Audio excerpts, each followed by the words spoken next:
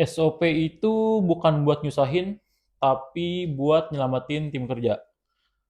Halo, selamat datang kembali Berat People bersama saya Emir dan juga ditemani saya dengan hari ini Pak Dwi di podcast bersih-bersih.co bersih-bersih mindset. Jadi mungkin kali ini saya mau ngobrol ya Pak Ya, tentang apa sih yang membedakan pekerjaan bersih-bersih di hmm, rumah dikerjain sendiri sama pekerjaan bersih-bersih profesional. profesional. Yaitu kita akan ngomongin SOP, Ya, Standard of Procedure. ya. Jadi salah satu hal yang buat saya penasaran gitu Pak, Mm-mm. eh, kenapa ya Pak kalau kerja tanpa SOP itu rasanya lebih cepat, tapi masalah yang muncul di akhir setelah kita saya Mm. bersih-bersih itu ada aja gitu ketemunya gitu Ya, Pak. baik. Makasih, selamat pagi, Bright People. Jadi pertanyaan dari Mas Emir pagi ini seputar standar operasional prosedur, Mas. Baik. Jadi dimanapun kita bekerja ya, ini sifatnya umum. Justru SOP itu dibuat untuk menyelamatkan dan memudahkan kita dalam bekerja, Baik. bukan dalam bekerja di versinya masing-masing nih.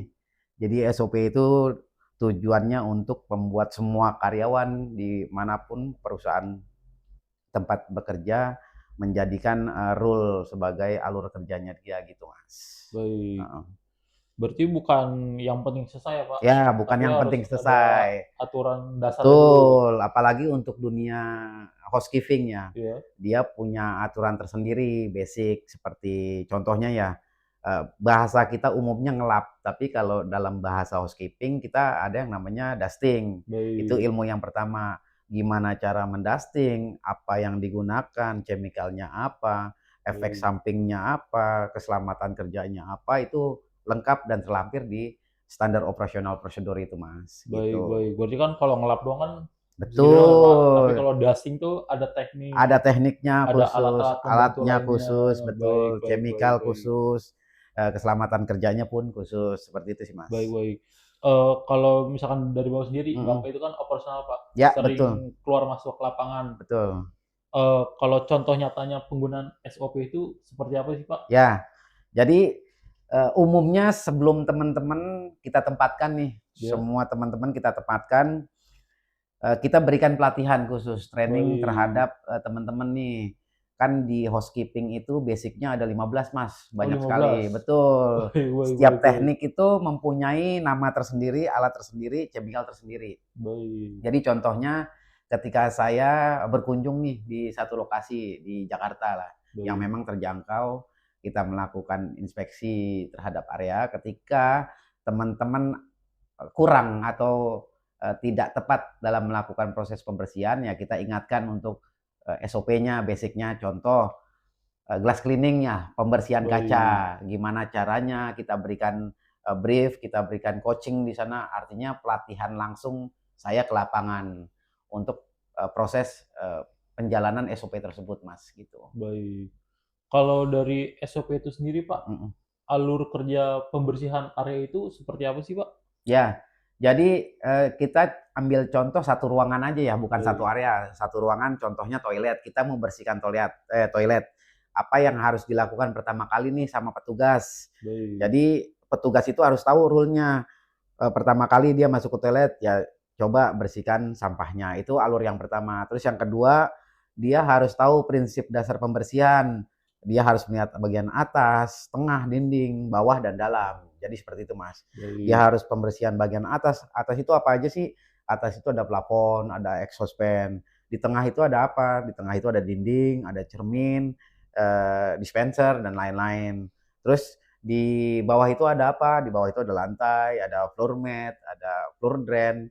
Kalau di dalam itu ada apa? Dalam itu bagian dalamnya kloset, bagian baik, dalamnya urinal, bagian dalamnya wastafel, seperti itu. Jadi prinsip dasarnya adalah atas, tengah, bawah, dalam. Jadi aturannya seperti itu, Mas. baik. Berarti intinya itu kalau punya tim cleaning, Mm-mm. apalagi punya jasa kebersihan Retail ya, profesional, heeh, betul. SOP itu bukan hal opsional ya, Pak. Betul, SOP itu benar-benar dibutuhkan. betul. SOP itu bagian dari kewajiban, Mas. Baik, Jadi bukan cuman cepat, tapi kita perlu tertata. Jadi baik, SOP itu diatur supaya tidak kerja dua kali kita. baik, Kalau berantakan, contoh kita masuk di suatu area toilet ya, Pertama kali kita bersihin lantainya.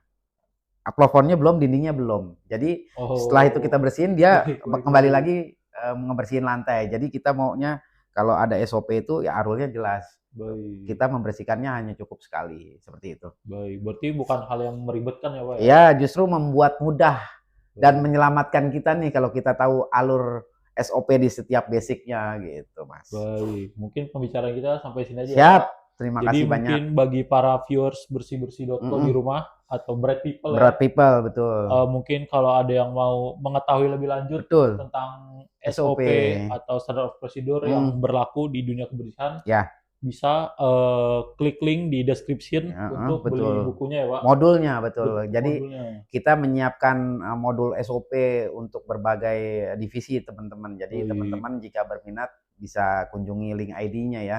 Nanti baik, kita tampilkan nih di eh, layar gitu. baik, baik.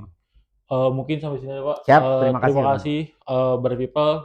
Jangan lupa share, like, comment, subscribe. Kalau ada hal yang ingin kalian tanyakan sama Pak Dwi Ya, atau boleh. sama orang-orang lain, silakan komen aja ya. Ya, Terima kasih. terima kasih.